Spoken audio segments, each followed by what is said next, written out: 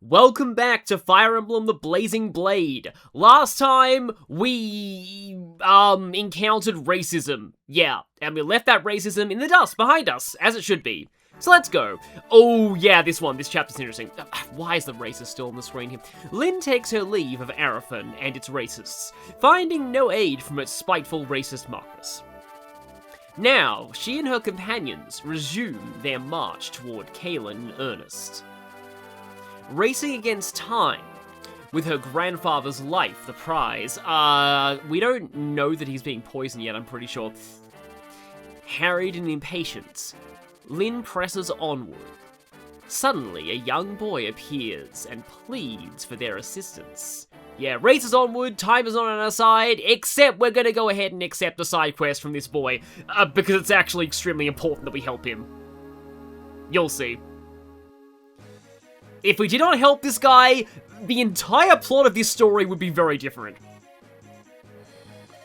And here he is!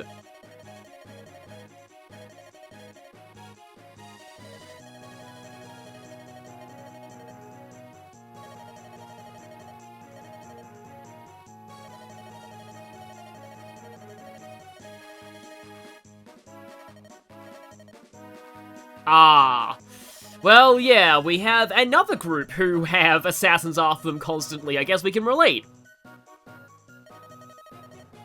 Like, I can see they're not wanting to be put in danger, but you have to be so mean about it.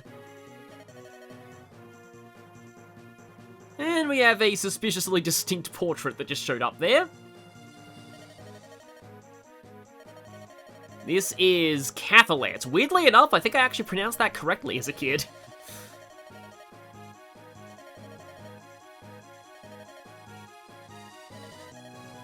Sooner or too many delays. Speaking of which, I do kind of like writing like that. Assuming that the plot doesn't find us right now. Hello, my name is Plot. I'm finding you right now. Do you like the really light cyan of this guy's hair? We're mercenaries who don't get paid, so I guess that would make us vigilantes. I was kind of thinking about that last time.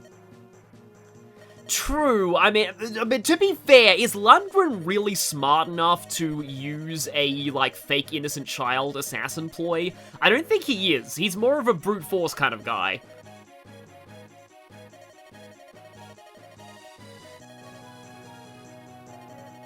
Immediately Sane is interested. Sane, you don't know how old his sister is, by the way. Just saying.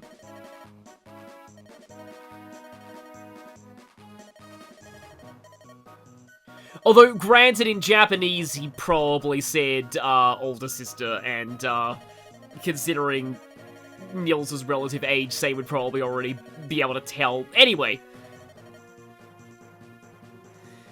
Yes, the classic moment of the hero stops to help someone else along the way, even though they're on a time crunch, because it's, just the nice thing to do. Like, to be fair, I'm pretty sure, it's been a couple of days since I last recorded, the previous chapter, but I'm pretty sure Lyn doesn't know that her grandfather is being poisoned right now. Although, granted, no, the Marquis did say that, he's sick, but, we don't know that the sickness is inflicted upon him for nefarious reasons. Yeah, people in the comments were actually mentioning earlier, and I completely forgot about this, which kind of says something, that, Kid can actually romance Lyn. He's actually one of her romance options. Sane, meanwhile, has no support with Lyn at all. So I guess that just shows that first impressions matter a lot.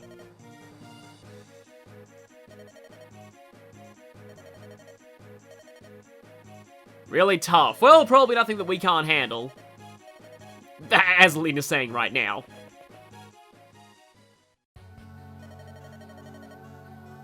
And suddenly, really ominous music. I do like this sprite here. Who the heck is Nurgle? I mean, definitely sounds like a scary name. I believe it's named after, the Mesopotamian ruler of the underworld. Okay, no, I probably have got that wrong. Let me look that up. No, I was actually completely correct! I should be more confident in my own mythology knowledge.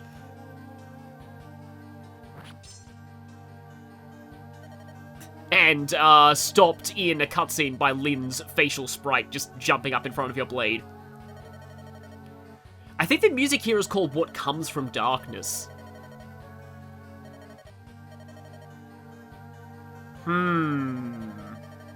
Well, yeah, we've clearly gotten involved in something that's not quite the whole conspiracy with Lundagunden. Like I said, if we didn't help these people, the plot of this game would be very different. But that's something for us to discover much later. Ah, here we go. Yeah, this music is basically telling us we now have access to battle preparations. Yeah, normally they don't really do this until after the tutorial is well and truly over, but yeah, you actually do get battle preps in Lyn mode. So yeah, no special preparations make, simply press start, which I believe was not a feature in the previous GBA game. So yeah, here is the battle preparations menu. We get to pick units, and yeah, we have only 8 deployment slots, so unfortunately, I may have to be dumping Will and Dorcas right now, because Matthew, while he might not be a good fighter, and there are no chests on this map, his extra movement can be useful for just, like, rescuing people or trading items. But the real reason I'm bringing Matthew is there's actually a hidden event that Matthew can do in this map.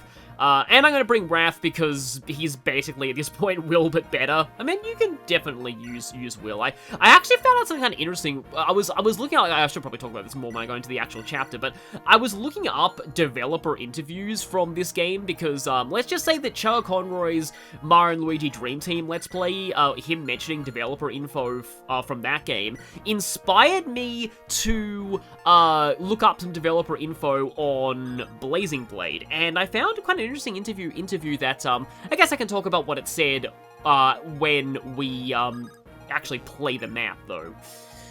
Okay, we still got Urk here. Urk's gonna be a little disadvantaged this map for certain reasons. Those reasons being that we're actually encountering, shamans or dark mages for the first time.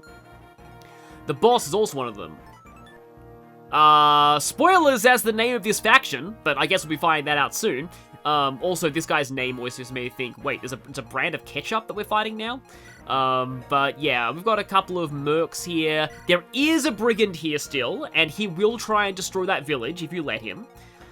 So that's a whole thing. Now, this house is important. It doesn't give you any items, but if you want to see all the story events like I do, definitely want to go for that house, and that's the house that Matthew needs to visit. But firstly, I think we're pretty much done. I moved actually no, I should probably move Kent a little forward, because I think he's the one that I've definitely resigned myself to the fact that I'm going to be training him more than say, and then Florin is a little bit forward as well, so, okay, that's our thing, so we can go here, and then we can, I like to save after I've made my preps, because if you restart the chapter, you're gonna go back to your last save, so you might have to redo your preps again if you don't do that. And suddenly wind across the plains again.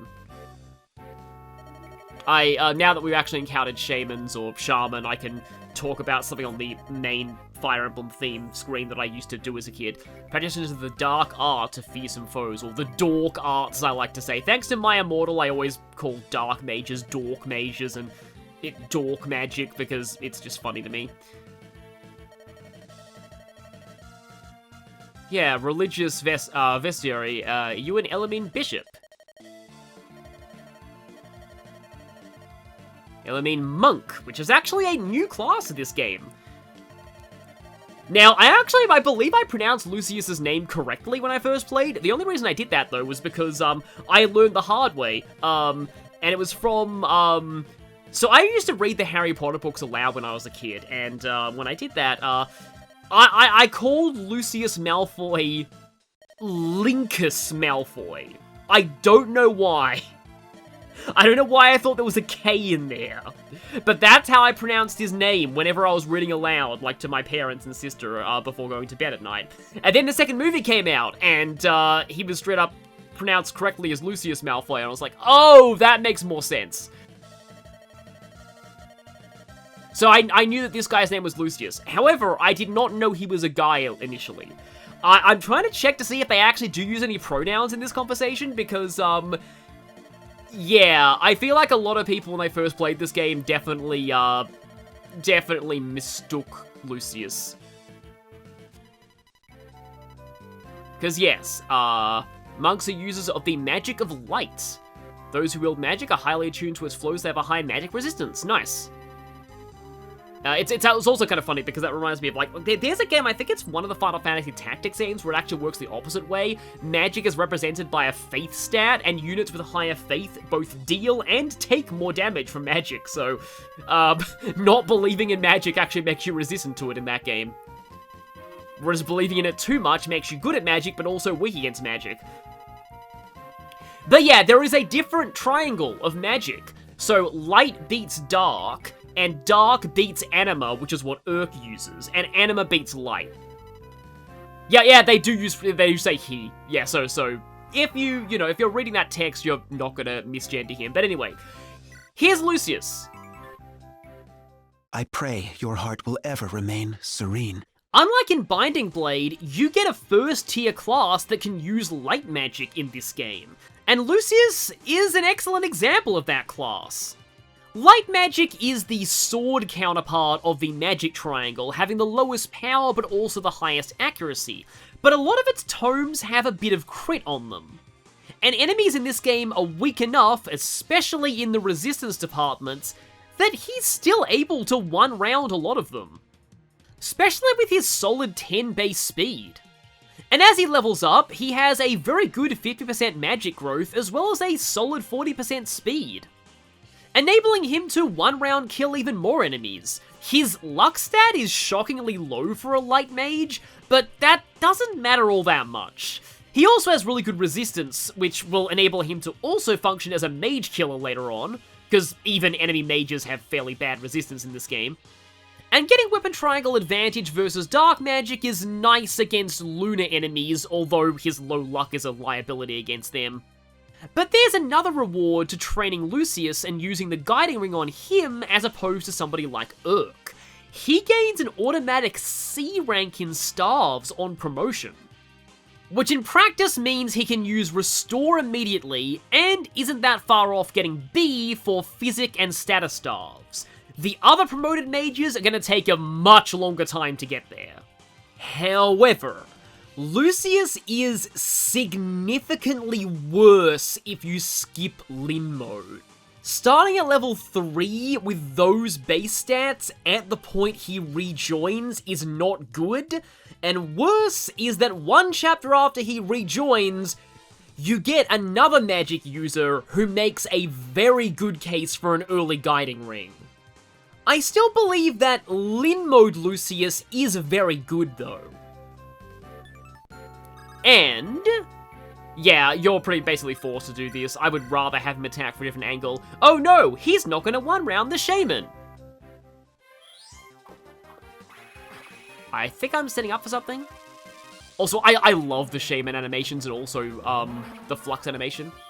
Oh no, he doesn't actually get a scripted critical. Okay, for some reason, I must have got lucky with him on hard mode once, because I thought that he got a scripted critical there. Yeah, okay, no, the reason why he doesn't one round is because they're going to give us a tutorial on how Nils works. Yeah, funnily enough, if you were, a Japanese fan of the series, you'd know bards from Fire Emblem Genealogy, where they actually could fight. They were essentially like just a different variant of mage. Time to see what Nils can do to test his limits and break through. The music played by bards allows your allies to move twice in the same turn, but they can't engage in combat. So, here's Nils. I'm Nils. My sister Ninian and I are traveling performers. Nils is this game's refresher unit. He can't fight, but as he levels up, he will get a lot of speed and luck, helping him dodge attacks. He has a surprisingly high HP growth for someone who can't fight either, though his base is very low, and also his resistance growth is very high, so eventually he'll be becoming a pretty good magic tank. Hilariously, he does have a 5% chance of gaining strength or skill, even though those stats are completely useless to him. It's always funny when that happens. But his stats are just a fallback in case he gets attacked. His real role is to let one ally per turn move again, and there are so many possible applications for this.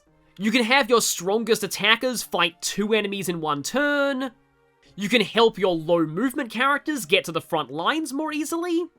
You can rescue someone, move, then move again and drop them in the same turn. The one problem with Nils is he is stuck at unpromoted infantry movement for the entire game. So he might have trouble refreshing the people that you really need him to. He does have low enough con that nearly anybody can rescue him, but this will remove him from the field and deprive him of refreshers. Now, later in the game, refresher units get an additional ability, but we'll talk about that later. For now, Nils is one of the most useful characters in the game for granting extra turns to everyone else. So, by selecting Nils, going here and selecting play,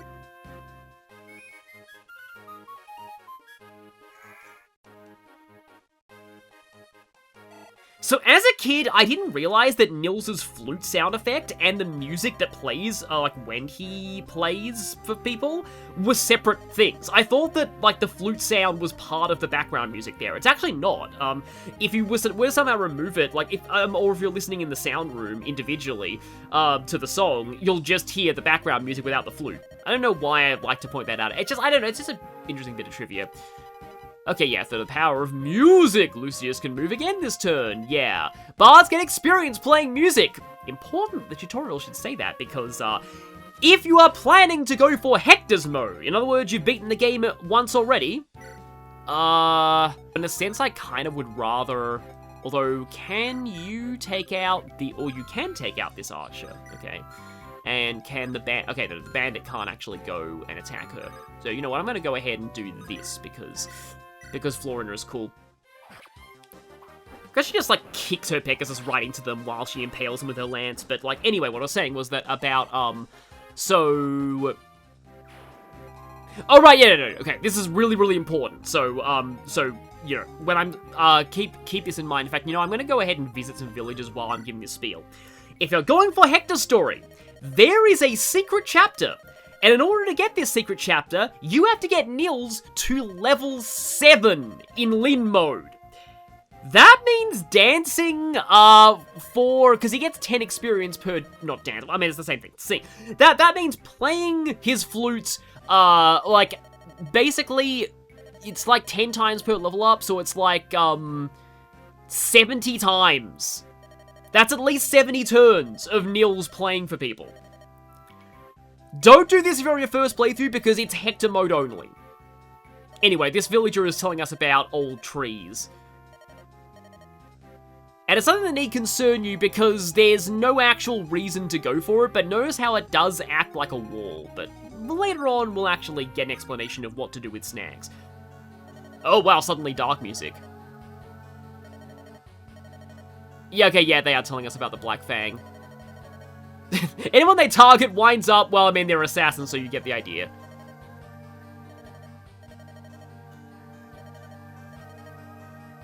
And yep, that's the jerk innkeeper from before. Well, you know what, I guess I can actually have Lyn go ahead and fight this guy.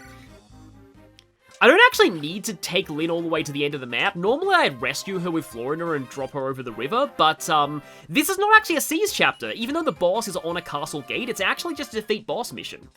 So the moment the boss goes down, this map is over. And in fact, things are actually a little... I'll explain how awkward they are once we get to the boss himself. But anyway, that Armor Slayer... Okay, actually, no, he's going to be semi-useful soon. But yeah, for now, I would normally recommend giving Lucius some experience. He's actually quite good, in my opinion. I would have already mentioned that. If you're running low on healing stars for Sarah, you can buy her another one here. Don't think I'm really going to need it, but better safe than sorry. But yeah, Lucius is good to use. In fact, now I actually should mention something. So, another thing about this game that I kind of wish that I knew, going into it. All the items that you're getting in Lyn mode do not actually carry over to Eliwood and Hector's story. So, that's something that is very important to keep in mind. This Armor Slayer that Kent has, I'm not going to be able to carry it, like, forward. It is entirely exclusive to Lyn's story. So Florida can go all the way over here, and okay, can't quite one-round that guy. And actually, Kent and Sane can't one-round either. Kind of wish that Wrath had a longbow right now, so I'm just trying to figure out how I get this guy. Yeah, this is actually very awkward. I don't like Ken getting bottlenecked like this in his movement, but I kind of have to do this because that's the only way that I can get, like, Wrath in to take you out. I mean, I could also use Florida, but she can also fly down there, let's just say, although her getting hit by that Iron Axe probably not a good idea. However, this guy only has 6 attack, and yeah, he does 1 damage to her. Also, if I put, because, like, this guy's going to try and go for the mountain. If I put Florina there, he's actually going to be blocked from getting over the river, though granted, is there any? Nope, there's no archer around. There is another Google Bandit over there, but yeah, let's go ahead and send Florina down there, and yeah, I'd rather go for the Slim. Do you know why? Just this is funny to say Slim that way. Slim! Nice dodge there. And yeah, with her extra bolt from the Angelic Robe, I'm not too worried about her taking a lot of damage. But okay, we can go... No, yeah, the short bow is weaker than the iron bow. I don't think I've actually explained the short bow. It's basically, it's like a type of Sacaean bow that has high random iron lance, that has 10 crit, but it only has 5 attack power, and it's D ranked for some reason rather than E ranked, even though it's weaker than an iron bow. In the previous GBA game, it actually had a weirdly, like, oh, not weirdly, like, okay, it was considered strangely valuable for how weak it was, and so you'd often get it in, like, sometimes I like to make sure that I, am keeping track of, like, how far Nils can move. And I'm going to leave his animations on for this map, but afterwards I think I'm going to actually turn them off, because it's way faster if you have your, dancers with their animations turned off. Because, yeah, Nils is kind of a little behind right now, as I may have mentioned in his bio. That can happen. So, the thing is as well, when it comes to spamming Nils's flute for experience, which I will need, I don't think I'll do it in this map, and the reason why is that we're actually on a bit of a time crunch here, even though the game doesn't actually tell us that. So, if we beat this map in 15 turns, we unlock a side chapter. This is actually the tutorial for side quest chapters, though you're unlikely to take longer than 15 turns in general. This is not a very complicated map.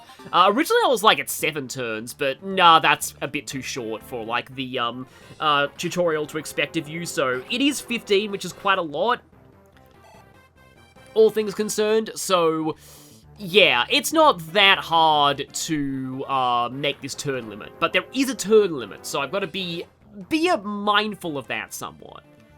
Now, if you had a somewhat swole Florida, like I do, you can pretty much send her straight to the boss and just, like, if she's good enough to take him down, she can just finish this map super quickly if you want to. But okay, okay, yeah, Kent's back here. I guess Kent can finish this. Oh, he does have his javelin, although granted, 57's not the worst hit rate in the world. Insane also has a javelin, and there's a bunch of other people here that I could use to fight that mercenary, so yeah, let's actually try and, to be fair, I only get 1 shot at this. But I'm gonna try. Okay, it worked, nice. So that gets Kent level up. Yeah, Kent can still gain strength just as much as Sane can still gain speed, so if you get, like, I've been doing a hard mode, like, file on the side of this for, let's just say, reasons, and where's Nils? Okay, I feel like if I move you around, just do a little bit of a heal for 1 HP, I'm sure Sane is very appreciative of that, even though he can't actually support Sarah. But yeah, I think I might be able to get Lynn into range of, because yeah, if she goes to there, because I don't want to like bottleneck myself too much, but go ahead, Nils.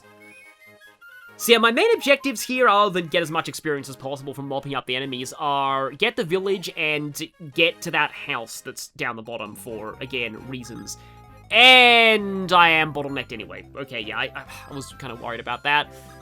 Well, I mean, I suppose Matthew could get some experience if I wanted to, and, you know, maybe that's not a bad idea, considering that I do sort of need him to... I think this is the first time I've actually seen Matthew attack, damage something.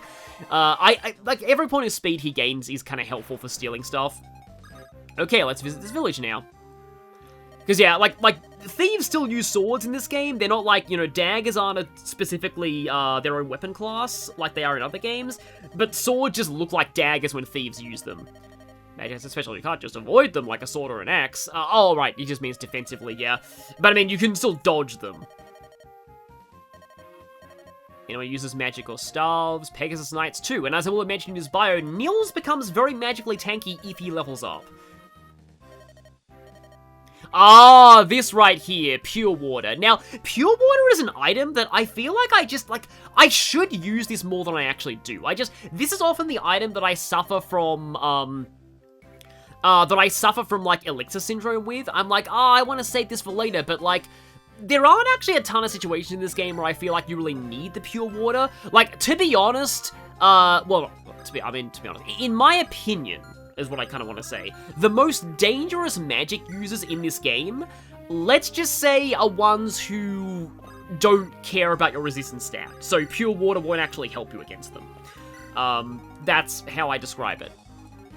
So, Flora could go down and go, wee! Okay, she does actually double you by default, but also, doesn't double you. 9, and, I mean, she's probably okay. How much damage is that? Okay, yeah, the shamans do quite a bit. I mean, shaman, probably the same singular and plural, but okay.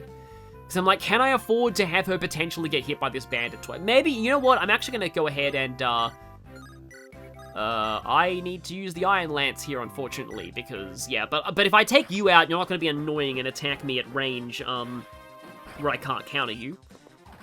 So yeah, against that shaman and the bandit, she should be fine. Okay. He's going for her and in the forest, which is a little bit problematic because, oh no it's not! Because Florida's amazing! It's always fun when characters prove you wrong in the best possible way. And yeah, I had a feeling you would do that.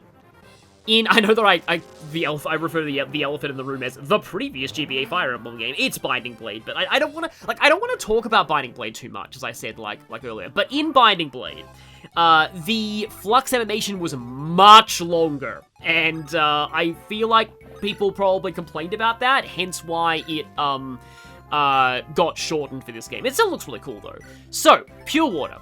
It boosts resistance, but gets weaker every turn. So, again, if you're going to be fighting magic users, it's kind of useful. And yeah, as a villager mentioned previously, you can't cross mountains at all if you're on a horse, at least on most horses. I believe, nomads might be able to, although they might, maybe it's just rivers. Nomads do operate on a different, like, unit class to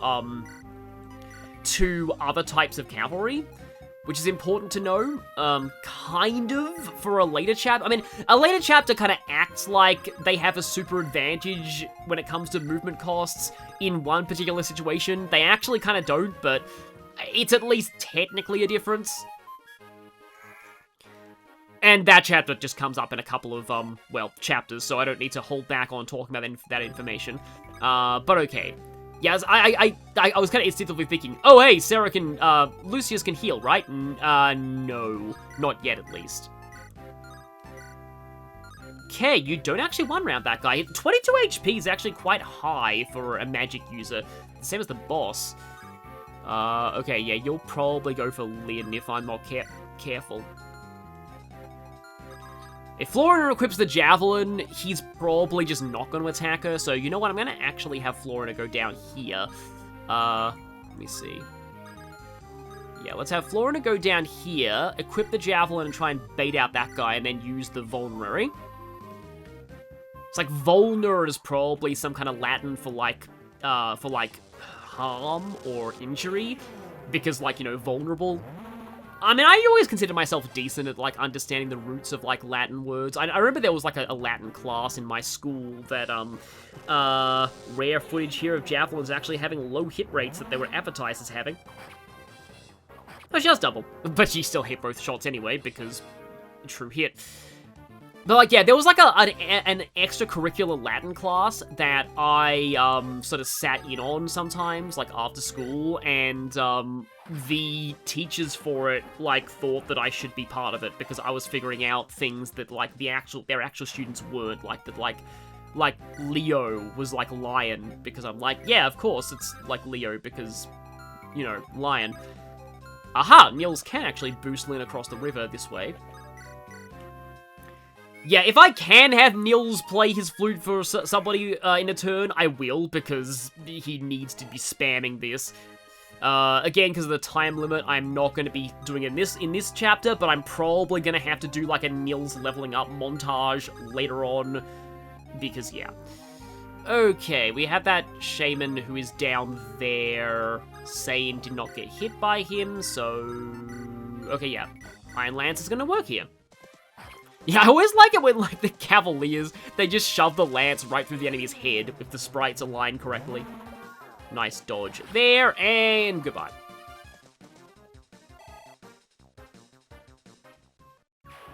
So, I am gonna bring Sarah down here for also reasons. But before I send Matthew in there, I'm gonna have somebody else visit that village. Yeah, Kent's actually been a little out of the action this chapter, which is somewhat annoying, because I do want him to get some more experience, kind of. So, okay, I'll do it with Sane, because that way I can Kanto him away. Hi there! Well, I mean, thanks to the, New Game Plus, I guess, starts when we already know who this guy is. But on your first playthrough, you won't know who he is yet. But yeah, this is a cameo of this guy. So, he doesn't really say that much, and doesn't really give you much in the way of, like, tips for the chapter or anything. But here's something that you will probably not think to do if you're on your first playthrough. Sarah.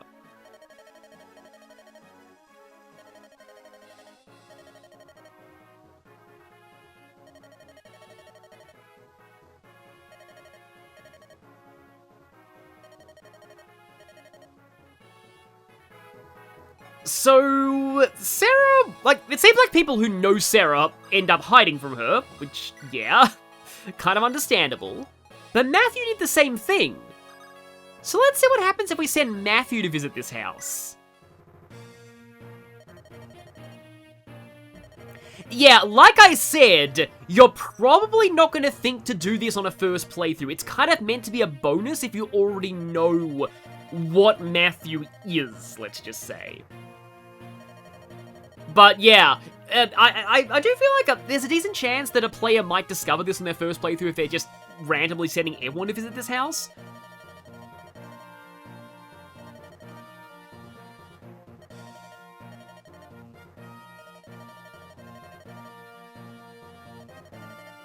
So, Matthew isn't just a simple thief. Matthew's actually an informant for another lord looking into the whole Lundagunden situation. Yeah. Remember when I said earlier that Matthew's a great character and you probably won't know why for a little bit? Yeah. I love this conversation because already it's like, oh, okay, Matthew is more than we thought he was. So, already, there are some other political facts in play when it comes to this Kaelin succession issue. The good news is, they're all very much on Team Lyn, because Lundagunden is terrible and nobody likes him.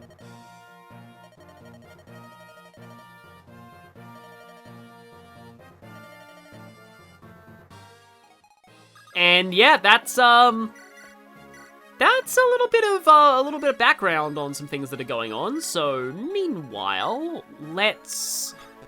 Yeah, okay, this is the thing that I was going to mention. So, it can be a little annoying fighting this guy, because this whole castle actually takes up 9 tiles. So, you can only engage him in melee on this tile. But you can engage him from long range over here, and you're probably meant to use Lucius to fight him. But like, yeah, oh, whoops, okay, yeah, let's do this, just so I can get another Nils, play in. But, yeah, so, I guess I should mention a little bit of another elephant in the room, if you played this game before. So, There is a chapter later in the game that has a branching split based on whether the level of your magic users, and Urk, Sarah, and Lucius all count towards that, is higher than the level of your fighters, myrmidons, and mercenaries. Right now, only Dorcas counts towards that. Now, in this playthrough, the main file, I am going for the fighter, myrmidon, and mercenary version of that chapter. And I'll explain why once we start Eliwood and Hector's story. But that means that on the other file, you'll see me using a magic-heavy party with people like Lucius and Urk, Sarah, and other people. It's funny, you best start believing in knightly romances. You're in one. And, you're not exactly the right kind of character to be in a knightly romance because, yeah, characters like you tend to be the ones on the end of the knight's blade in those stories. Okay, yeah, Florina's, she's fine. She's gonna be totally fine. I do actually like the normal boss theme in this game. So at this point, it's gonna be either Lyn or Florina taking this guy down. If Florina misses, it'll be Lyn, but let's see. Also, yeah, the map is just gonna end after he goes down. Please, well, just surrender. People have been wondering who's gonna be the clan of this playthrough, and I wonder if it's gonna be Florina. That is actually a really good line there, though, striking at air. Well, that's ominous. But we did beat this chapter in the required turn limit, I believe. Oh, if she'd gained strength again, that would have been really funny. She is outstrengthening Lyn right now, though. Well, we have the bittersweet victory theme, so things might not have gone so well.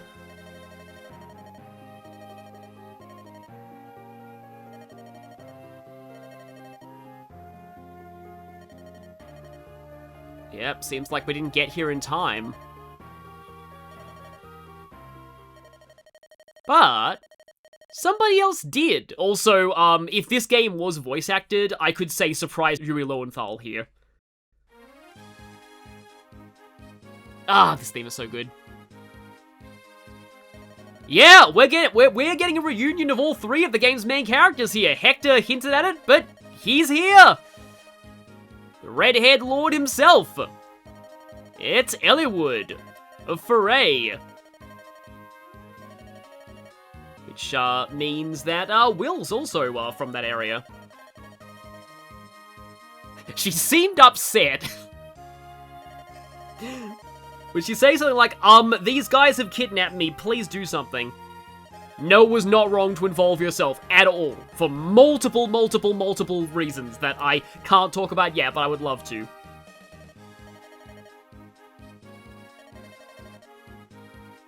So yeah, we may actually have some allies among the other independent kingdoms of Lycia.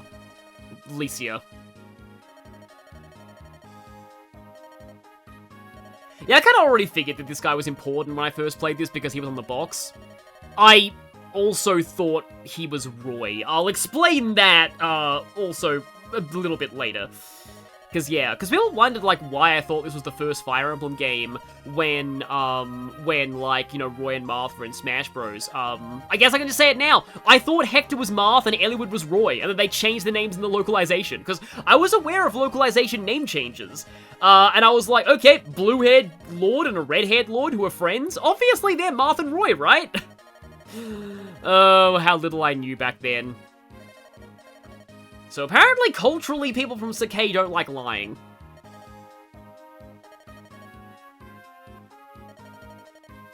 Well, fortunately for Lyn, Eliwood is not racist.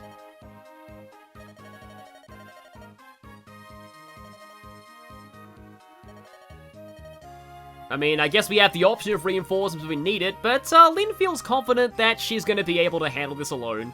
We've got a pretty sizable force at this point. Ah, yeah, this song.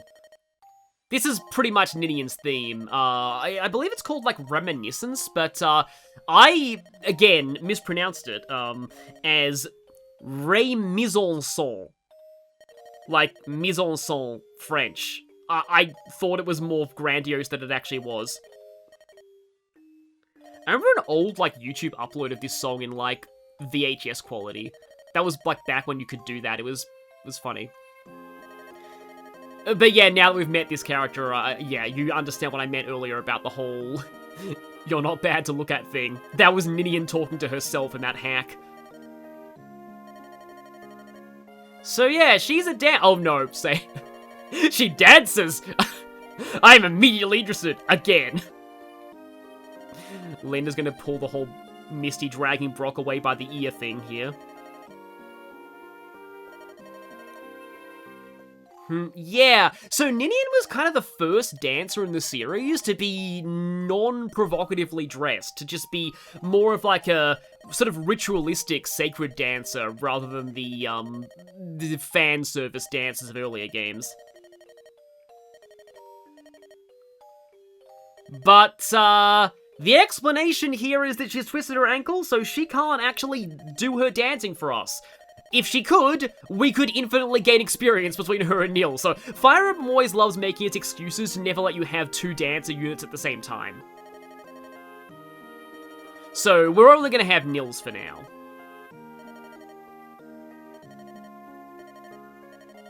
But yeah, we're going to be going with Nils and Ninian for now.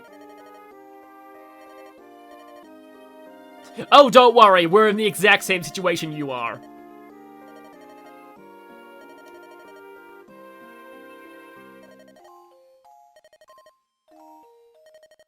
Ah, well, that's convenient.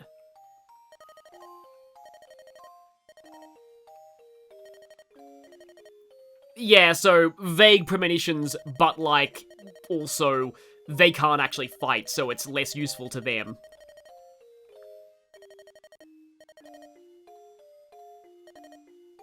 Oh, I love this line.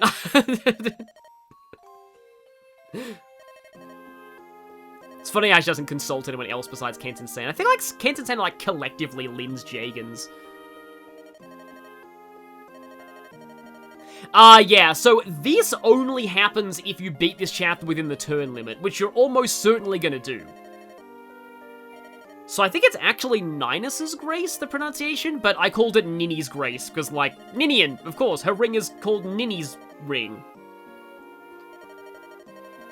I think I was partially thinking of, had I seen, I would have seen a Midsummer Night's Dream at this point, but, the bit where, it's actually the same mispronunciation. It's supposed to be Ninus' tomb, and the in-universe terrible actor is like, this is Ninny's tomb. I love the Pyramus and Thisbe scene in Midsummer Night's Dream so much.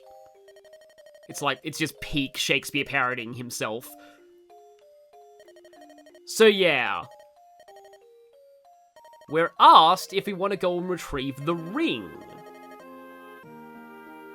But it will be an additional risk. But that means we'll be fighting more enemies and getting more experience. So yeah, this is our tutorial when we fulfill certain conditions. Now, these conditions can be as simple as beat the chapter in a certain number of turns, or as complicated as get Nils to level 7 and defeat a ridiculously difficult optional boss, which is actually a real condition that we'll be seeing later. And the game never actually tells you about any of the side quest conditions. There are a lot of these side quest chapters. Many of them I did not even find in my first playthrough. I am going to try and show all of them in this run. So that's another reason why I'm doing the playthrough, because they're a big thing of this game. Like, part of the replay value is replaying the game and discovering the side quest chapters. They're called paralogs in the series now, but discovering them, yeah. You might find new companions. Some of them do have characters to recruit. Yeah, they're apparently meant to be like more difficult than normal chapters, but like it is interesting because yeah, like the moment you've accepted it, you can't back out. But very few of them are like soft lockable unless you're like really, really bad. So we're going to embark on this side quest.